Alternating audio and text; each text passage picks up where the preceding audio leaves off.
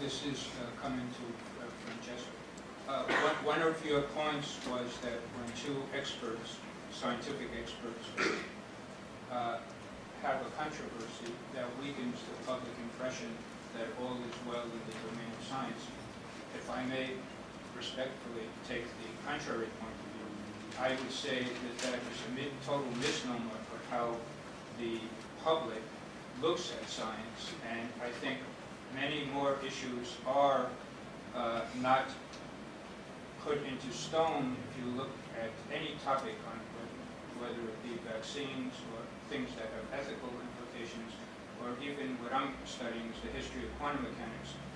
You don't want czars, the person that's the biggest and the loudest, to say this is the truth. So I would take it an opposite opinion. And to all the other panelists, my comment was the concept of what is science. Many journals and many topics have the word science in there, and I'm not really convinced that the public, again, understands what are we talking about as compared to knowledge. Having the Handbook of Chemistry and Physics memorized, or the Koran memorized, or Library of Congress memorized, is very different than what we would like to think, at least in my opinion, of the process of science, which is open-ended, self-correcting, and is not as comfortable as many of the people and the articles and the blogs would like to claim. Thank you. Yeah, I don't think we disagree. I mean, I agree with you that, in fact, those are moments of potential enlightenment and understanding for non-scientists to understand the self-correcting nature of scientists. But I think there is also that peril for those who will assume, and think about it in the other way.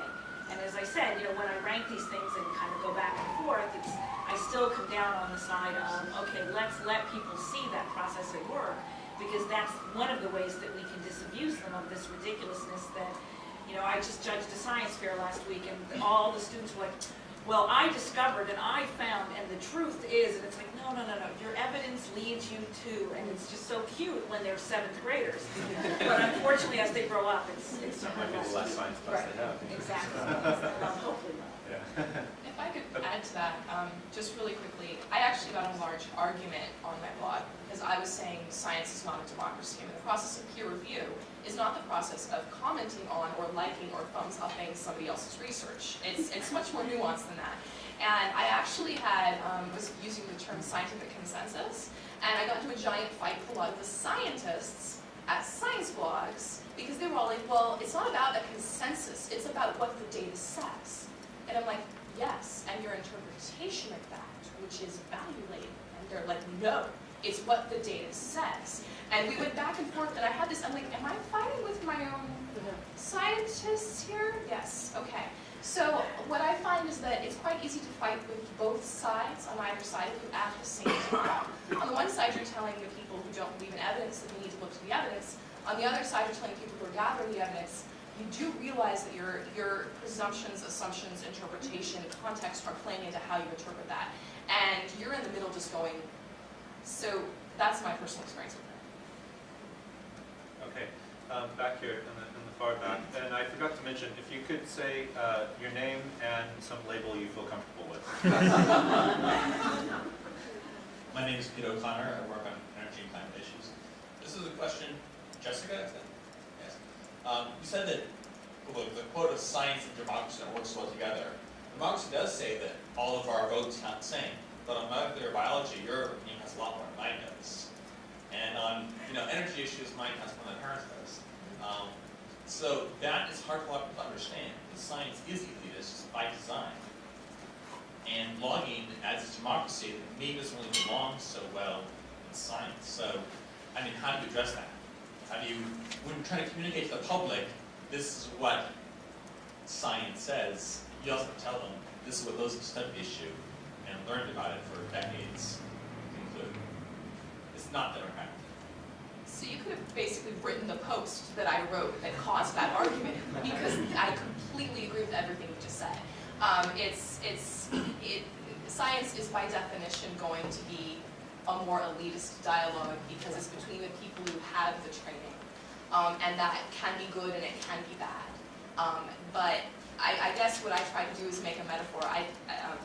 You guys all know who John Gosselin is, right? Some horrible reality television star who gets way too much press when science should get more. But there were 2 polls on different websites that day. He engaged in some shenanigans, and there were polls about whether or not his new girlfriend was responsible or not. And 2 polls proudly declared that their readers said the exact opposite things on 2 different, Hollywood-esque sites, gossip blog sites. And so I basically said, look, I said, the reason why these 2 polls say completely different things is because nobody here has any information, right? They're not going to come to a consensus on the right verdict because they have no information on what this reality TV star is doing. And I tried to work from that. If you have no information, the dialogue isn't productive. If people do have information, even if they're only slightly more likely to be right than not, it can be a productive dialogue. But that is really hard because people are, I think, entrenched in the concept of democracy. They believe that their voice should be heard, and yes, it should be. The problem is that the formation of scientific consensus isn't that way. So I've engaged probably with that too much on my blog. It's an argument that never ends, and it's an argument, again, where you can argue with both sides. So I completely agree with you, and I don't know how to deal with that.